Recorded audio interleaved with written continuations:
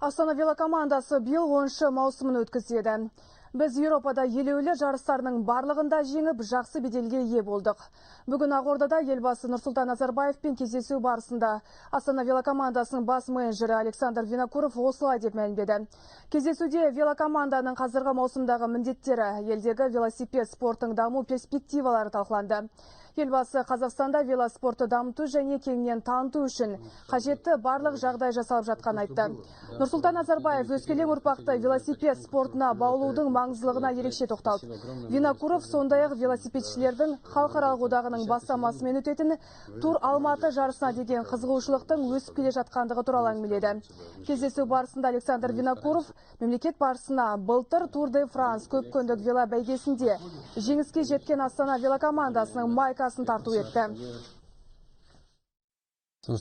Хорошо поговорили именно о массовости нашего вида. Нұрсұлтан Әбішұлымен велоспорт жайлы және Қазақстандағы бүгінгі спорт ахуалы туралы емен-жарқын сөйлестік. Мен елбасын шынайы Тур де Франс жеңісімен құттықтадым.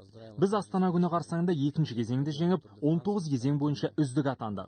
Мұның барлығы мемлекет басшысының арқасы. Нұрсұлтан Әбішұлының саясатына орай бізде бірегей Сарыарқа велотрегі бар. Елімізде спортшыларымыз үшін барлық жағдай жасалған.